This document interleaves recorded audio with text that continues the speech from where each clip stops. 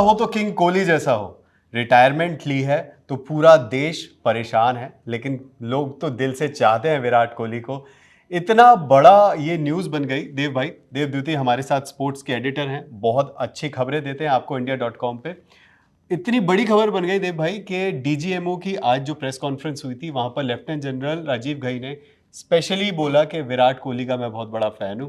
चाहे इंडिया पाकिस्तान की टेंशन्स चल रही हैं, लेकिन फिर भी विराट कोहली कहीं ना कहीं उनकी ये न्यूज़ कि मैं रिटायरमेंट ले रहा हूँ टेस्ट से एक बड़ी न्यूज़ बन गई। देव बिल्कुल। भाई, क्या वजह रही है इसके पीछे की? कुछ इनसाइड स्टोरी हमें बताइए।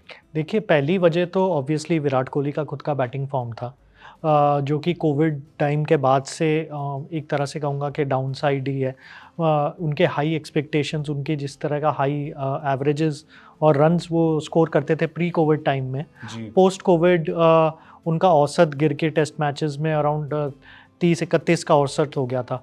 ऑल्दो मैं ये भी कहना चाहूँगा कि वर्ल्ड क्रिकेट में एक्चुअली टॉप 7 बैट्समैन का एवरेज भी काफ़ी गिरा था उस टाइम पे, क्योंकि ऑब्वियसली जो पिचेस वगैरह जो बनाते हैं, इंडिया खुद जो पिचेस बनाती थी काफ़ी स्पिनर फ्रेंडली पिचेस बनाती थी, जहाँ पे बैट्समैन के लिए काफ़ी डिफ़िकल्ट था run scoring.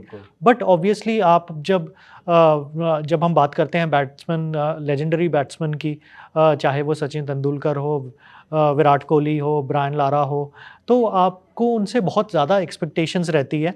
And average of 32 from 2020 से लेकर 2025 तक ऑब्वियसली एक मैटर ऑफ कंसर्न है। और ऑब्वियसली ये जो इनका पुअर बैटिंग फॉर्म जो था वो वेंट इनटू ऑस्ट्रेलिया ऑल्सो, जहां उन्होंने सिर्फ 190 रन ही बनाए 5 टेस्ट मैचेस में, उसमें से 100 रन तो उन्होंने पहले ही टेस्ट मैच में बना लिए थे। तो बेसिकली 4 टेस्ट मैचेस में सिर्फ 90 ही रन स्कोर कर पाए।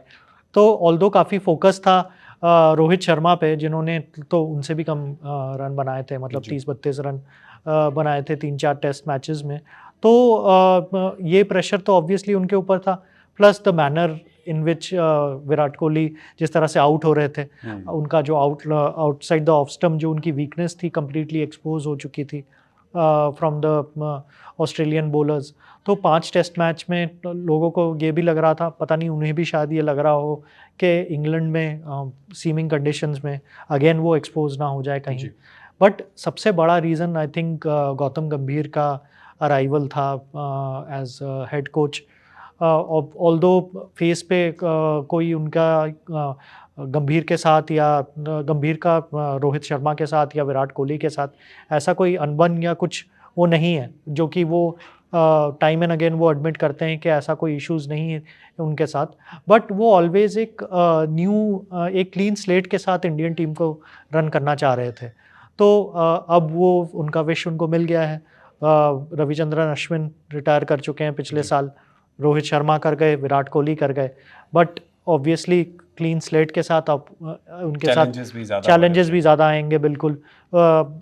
शुभमन गिल मुझे लगता है अभी भी डेवलप कर रहे हैं टेस्ट मैच में, अभी भी फिनिश प्रोडक्ट नहीं है। Same for Yashasvi Jaiswal. तो इन दोनों को अगर निकाल दो, there is too much of, मैं कहूँगा, इनकन्सिस्टेंसी है I think. Rishabh Pant obviously aggressive हैं, बहुत अच्छे टेस्ट के बल्लेबाज हैं, बट उनका फॉर्म आईपीएल में तो बहुत ही ख़राब चल रहा है। तो इस तरह का फॉर्म लेके वो कितना परफॉर्म कर पाएंगे इंग्लैंड के टूर पे, हार्डली, मुझे काफ़ी डाउट है। अब इतना बड़ा बड़ा 2 नाम विराट कोहली और रोहित शर्मा टीम से निकल चुके हैं, तो उनको कौन रिप्लेस करेगा?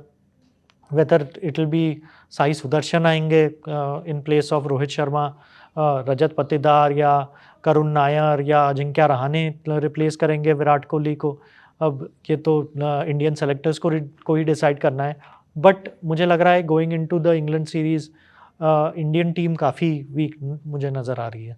सर, बात करें अगर विराट कोहली के करियर की, 14 साल उन्होंने अपनी लाइफ के क्रिकेट को दिए हैं, और स्पेशली टेस्ट मैच की अगर बात करें, 9000 से ज़्यादा रन है उनके। बिल्कुल। और लगभग अगर एवरेज गिरा था ज़रूर, मैं मानूंगा, लेकिन 48.7 के अराउंड का एवरेज उनका ओवरऑल अभी तक टेस्ट क्रिकेट में बताया जाता है। अधूरा सपना, जिसकी हम पहले भी बात कर रहे थे कि विराट चाहते थे कि कहीं ना कहीं 10,000 का वो मार्क क्रॉस करें, और जो 100 सेंचुरीज वाली जो विराट की, पूरी दुनिया की उनसे एक एक चाह है कि विराट 100 सेंचुरी, सचिन का रिकॉर्ड तोड़े, वो कहीं ना कहीं थोड़ा कमज़ोर पड़ता नज़र आएगा। पर देव भाई, कंट्रोवर्शियल बात जो है वो ये है कि इतने बड़े बड़े लेजेंडरी प्लेयर जिनका आपने अभी अभी नाम गिनाया, रोहित शर्मा, विराट कोहली, अश्विन हो गए, इन प्लेयर्स को फेयरवेल मैच या फेयरवेल टेस्ट मैच क्यों नहीं दिया जा रहा? क्योंकि एक कल्चर था और दूसरी कंट्रीज में भी है, बड़े बड़े प्लेयर्स को फेयरवेल मैचेस दिए जाते हैं जिसके बाद एक मोमेंट उनकी लाइफ में कैप्चर जरूर हो जाता है। तो क्या ऐसा कुछ होगा इंग्लैंड में, अगर आपको लगता है कि वापस एक एक सीरीज के लिए बुलाया जाए, या फिर ऐसा नहीं हो रहा तो क्यों नहीं हो रहा है? देखिए, मुझे लगता है इसका सबसे बड़ा ब्लेम बीसीसीआई को जाता है, जो कि फॉरवर्ड लुकिंग नहीं है। शायद उनको ये लगता है कि ये बहुत दिग्गज बड़े-बड़े नाम हैं, इनके साथ किस तरह से उनके फ्यूचर के बारे में डिस्कस कर सकें। प्रीवियस जो सिलेक्शन कमिटी थी, उन्होंने ये क्लियर डिस्कशन सचिन तेंदुलकर के साथ कर लिया था, सौरव गांगुली के साथ कर लिया था। दोनों लेजेंडरी क्रिकेटर्स हैं, फॉर्मर कैप्टन्स हैं। बट उस सिलेक्शन पैनल को या उस बीसीसीआई की मैनेजमेंट को कोई डर नहीं था इन लोगों से फ्रैंकली ओपनली बात करने के लिए कि मतलब हमारा फ्यूचर का प्लान ये है, आप इसमें कहाँ फिट होते हैं, और अगर आप फिट नहीं होते तो आपको किस टाइम पे आपको गुड बाय कहना चाहिए। बट ये वाला कल्चर बहुत ही, मैं कहूँगा, एब्सेंट है हमारे बीसीसीआई के। मतलब मैं अगर बीसीसीआई की बात करूं ओवर द इयर्स, सिर्फ जैसे मैंने आपको बताया, सचिन तेंदुलकर और सौरव गांगुली को ही जितना मुझे याद आता है कि फेयरवेल टेस्ट्स दिए गए हैं। एक दो क्रिकेटर्स को शायद फेयरवेल ओडीआईज मिले होंगे, बट बड़े बड़े दिग्गज वीरेंद्र सहवाग हो गए, अनिल कुंबले हो गए, राहुल द्रविड़ हो गए, वीवीएस लक्ष्मण हो गए, इनमें से किसी को भी फेयरवेल टेस्ट मैच नहीं दिया गया, क्योंकि अब्रप्टली द्रविड़ और लक्ष्मण का poor series in Australia reason था टीम से बाहर जाने का, किसी का इंग्लैंड में पुअर सीरीज था, वो रीज़न था बाहर जाने का। तो रोहित शर्मा और विराट कोहली को भी हम एक्सपेक्ट कर रहे थे कि शायद इतने बड़े बड़े दो महान प्लेयर हैं, वो एक एटलीस्ट ऑन अ हाई निकलने का उनको मौका दिया जाएगा, या फेयरवेल टेस्ट या फेयरवेल सीरीज़ खेलने का मौका दिया जाएगा। But unfortunately once again BCCI ने सबको निराश कर दिया है। सर, सपना तो सबका था कि विराट को 100 सेंचुरी बनाते हुए देखे, और दिल टूटा है कहीं ना कहीं, हर भारतीय का दिल टूटा है कि विराट कोहली ने जब क्योंकि हम लोग भी जब शुरुआत से देखते आए हैं 14 साल, जब विराट को देखा है तो कभी ये नहीं सोचा कि ये बंदा जब रिटायर हो जाएगा तो क्या होगा। अब उस पायदार पे आ गए हैं कि अब सोच रहे हैं कि इसके बाद क्या। लेकिन मैं आपसे जानना चाहूँगा विराट के कुछ ऐसे मोमेंट्स जब विराट कोहली किंग कोहली बनकर सामने आए, हमारी ऑडियंस के साथ साझा करिए। देखिए, सबसे बड़े मोमेंट्स तो उनके जो, जैसे मैंने आपको बताया कि 2014 सीरीज़ में इंग्लैंड में ही उनका बहुत ही डिसअपॉइंटिंग सीरीज़ था, जिसमें उन्हें मतलब सेल्फ डाउट होने लग गया था कि मैं बिलोंग करता हूँ कि नहीं करता हूँ। बट 2015 के बाद से उनका एक रिमार्केबल टर्न अराउंड हुआ था। 5 साल के पीरियड में मतलब ही वॉज अनटचेबल, और मतलब नंबर 1 रैंक टेस्ट बैट्समैन भी थे। 937 पॉइंट्स का आई थिंक उनका करियर हाई था उस टाइम पे, और back to back double centuries as captain. And आपको याद रखना चाहिए कि Virat Kohli is still India's most successful test captain. 68 test matches में से 40 टेस्ट मैच वो जीते हैं। ऑब्वियसली मतलब उसमें से कई सारे टेस्ट मैचेस इंडिया में भी थे, बट वो इंडिया को एक डोमिनेंट फोर्स बनाना टेस्ट मैच क्रिकेट में, जहां मतलब उन्होंने डोमिनेट किया, चाहे होम में हो चाहे अवे हो। मतलब ऑल्दो वो वापस आ गए थे, अजिंक्य रहाणे ने अल्टीमेटली लीड किया था, ऑस्ट्रेलिया के अगेंस्ट 2-1 सीरीज़ में जिताया था। बट आपको याद रखना चाहिए कि वो एक्चुअली विराट कोहली का साइड था, विराट कोहली का टेस्ट साइड था। उससे पिछली बार सीरीज़ भी ऑस्ट्रेलिया में इंडिया ने 2-1 जीती थी, विराट कोहली ही कैप्टन थे उस सीरीज़ में। तो मैं कहूँगा उनकी सबसे बड़ी legacy as in test cricket, तो मैं मानता हूँ उनकी टेस्ट क्रिकेट में कैप्टनसी को मानता हूँ।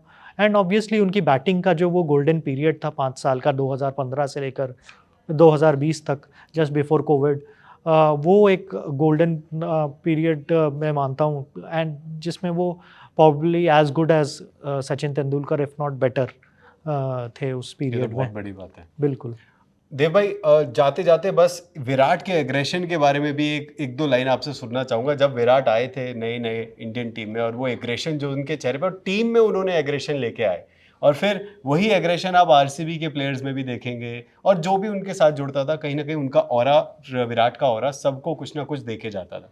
देखिए मुझे याद है कि विराट का जो सबसे पहला जो टेस्ट सीरीज़ था एज कैप्टन श्रीलंका, मैंने ऑन ग्राउंड कवर किया था उसको, तो एक नया टीम इंडिया नज़र आया था उस सीरीज़ के बाद से।